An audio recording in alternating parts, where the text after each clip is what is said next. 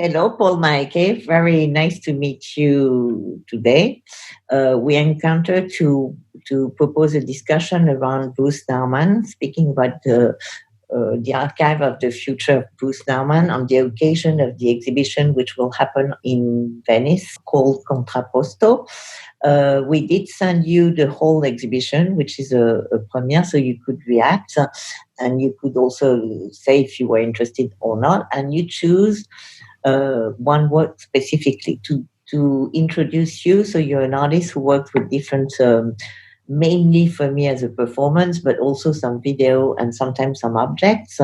Very concerned by the identity, the definition, the gender question with exotism or colonialism. And in regard of that, we thought you would be interested, and it would be interested for everyone, to speak about Nauman. Thank you, Caroline, for inviting me to talk about Bruce Nauman, who was one of my ultimate art icon.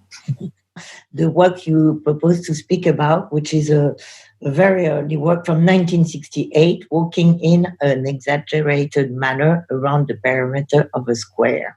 So why did you choose this work in the first? I think this work was probably the first performance work that I've ever saw or encountered when I was in high school, when I was about 16. And back then I already had an interest in dance, and I wanted to be a choreographer. But quickly after that, I kind of deviated towards medical illustration for some reason. But the body... Illustration? Yes.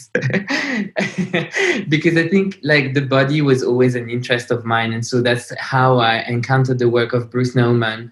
And then this work kind of came back into my life almost like a ghost. It reappeared at different times and on different occasions. And but like in exhibition, or you look for it, or because... Yeah, it reappeared through exhibitions. I remember one time, maybe around 2007, 2009, where I saw it. And then again, later on, I thought about it again because I was working towards a solo show that I had at the Shizuna Gallery in London. And I think it was the first time that I wouldn't perform myself in the work. And so I scripted a scored a choreography that was partly based on this work by Bruce Nauman. And I was interested in looking at it from a queer perspective and to have it performed by someone who was identifying as non-binary. So at the time, he did something which was quite revolutionary, because first he used the 16 millimeter film until it finished. So it was the size of the pellicule, we say in French. And then he also very early on decided that if he was an artist, the studio would be the art itself. And he started to use the body, but it was absolutely no narration. There's a kind of exhaustion, like in the music also, that you go as far as it is possible. And there's no demonstration, but there's a very physical effect when you watch the video, which is one foot after the other on a square. So it's a question of space, of exhausting, of framing, and even on finding some new words coming from the body instead of the usual words. I don't think he was concerned as you were with the identity or the queer question at the time, but with the different kind of body for sure. So I don't know if that's the part that you were interested by. And maybe you can speak why this one on this specific one, because I was very surprised. I think for various reasons, but for me, in the context of the show I had at Shizuna, it was a way, because this work was always about the idea of presenting, and of, especially at the time, I was thinking about how our identity is kind of informing the way we interact with the outside world, how we walk, how we behave on a public space, in a public space. And although this work is kind of taking place in his studio, so in a quite intimate setting, protected from the eye, there was something that I was interested in, the ways in which Nauman was kind of putting under scrutiny the very simple gesture of walking along a line. And then it became like a movement that for me has almost like a camp quality because it's exaggerated, as well as kind of it refers back to maybe a more traditional art history, as well as just like simple questions of dance and weight and movements. And so I guess like this is why it struck me, and it always stuck with me also because it's very simple, and yet like incredibly layered and quite complex, almost opaque, I want to say. That's another dimension on Bruce Nauman work. So the whole exhibition is based on three axes, so to speak, which is the studio, the performing aspect, which he did also, or people did for him, and the sound, because there's also an incredible research on the sound, which is also, he can repeat or go further and further.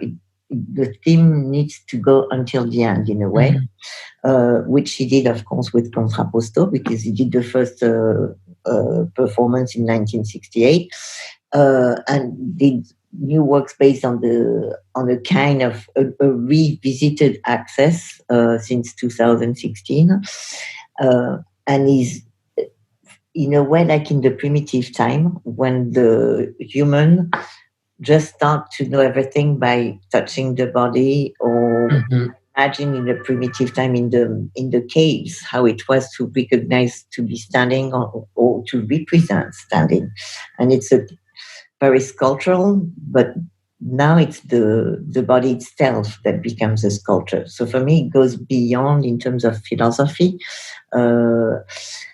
And in terms of studying language, in a way, something which is to allow you to restart, like if we would reboot a computer completely, so to restart the way we understand the inner language as well as the what you give outside. So it's not to show, it's to experiment.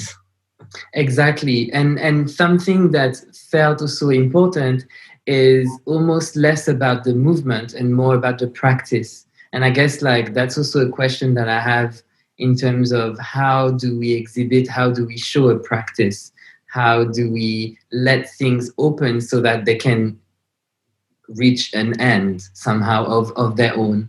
And I think this simple gesture and the way Nauman's work, and through exhaustion, as you explained, is one way of accessing that and letting the work almost become something else. And I think, I mean, for me, you feel it. So I don't know, did you try? Yes. So you made for 10 minutes the walk around the square, and what was the feeling? Very strange. And actually I've done it, and then I've trained the people that I've auditioned for my show, I've trained them to do it. And it's way more difficult than you think because of balance. And even for dancers, it was a challenging thing because it's such like it's a consistent movement that is very, very unnatural and intuitive. And then it's like, you know, when you get anxiety, starting to think about the way you breathe, and all in a sudden you have the fear of forgetting how to breathe. It's exactly the same thing with the walking. It's just that at some point it becomes almost like a question about, do I walk like that? Like, if I fast forward, is it the movement that I'm doing while I walk?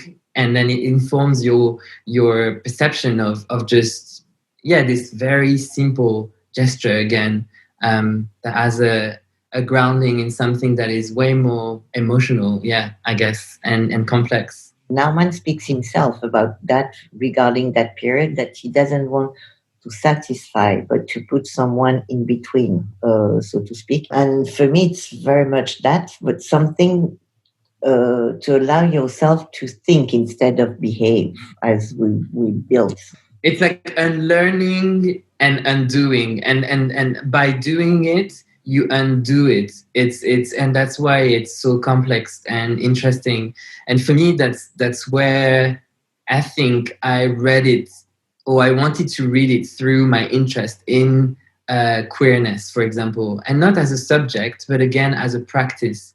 And for me, queerness has to do with understanding the way we are encoded, or the knowledge that we have embodied and integrated as natural, but are not. They're completely constricted. And I think with the walking, it's a similar thing. It's something that we take for granted for people who are able to walk.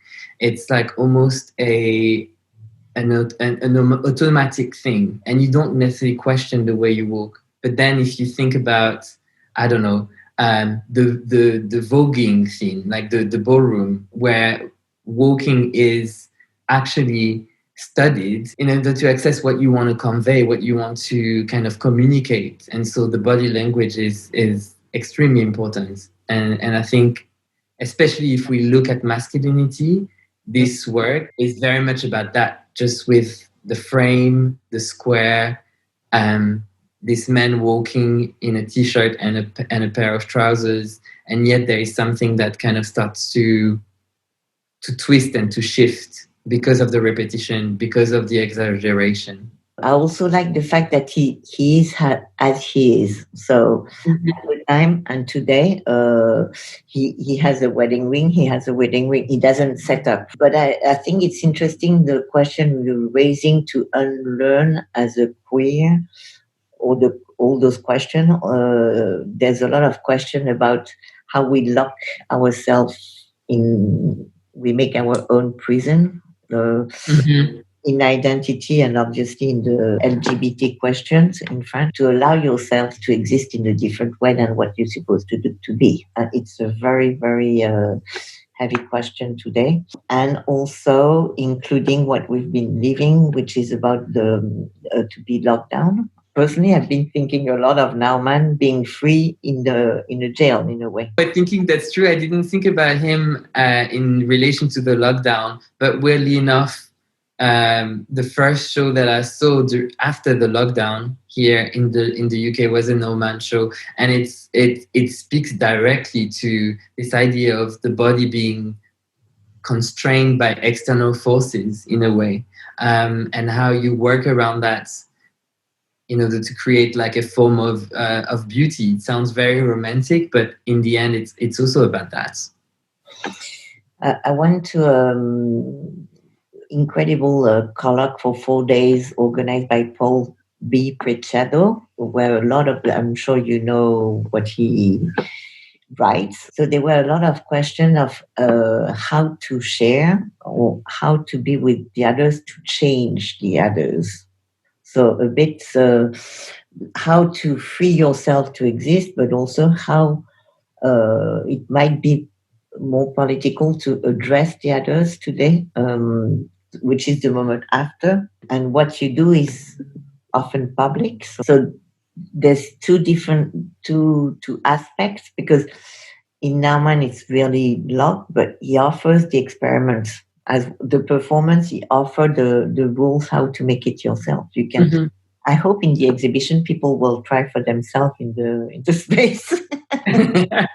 I'm sure there seems to be like a lot of space for that. That's something that also seems interesting. It's not only about the object, it's also about the context of the showing and the space, and how those videos and objects interact with the architecture and with the people also visiting the show, which is for me super interesting. You were in France when you met the first time walking in an exaggeration manner? Yes. I was in high school actually, but I had an incredible art teacher. So at the time I was on an art course at my high school, which was like literally in the middle of nowhere, in the middle of the fields. But I had this incredible teacher who kind of introduced us to a lot of performance art, and I guess like conceptual and post-conceptual art. So weirdly enough, earlier on in my introduction to art, I was kind of introduced to Bruce Nauman or Felix Gonzalez Torres, and people who stayed with me for like forever, actually. And it was very lucky and also beautiful to get to know about these works that were quite marginal, I guess, in a way, not the first thing that you would think when you think about high school and art history, you know? And so, yeah, so that was in France, weirdly. That's incredible. And then because there were not so many in exhibition on Bruce Nauman. A new work from inspired by Nauman that you not in your practice in terms not in the result of your practice but in your day that you tried again or not that I can think of now. I think what sticks with me is also the plurality of his practice overall and this freedom that you talk about, like to go from sculpture to performances to videos to sound, theater, which for me it's incredibly exciting because that's also something I can relate to and the kind of like working in phases and almost like going against what is expected from an artist to be recognizable, to be almost like a brand. I don't think there is a Nauman brand. I don't know. Like there's so many strands to the work and to the practice. I totally agree.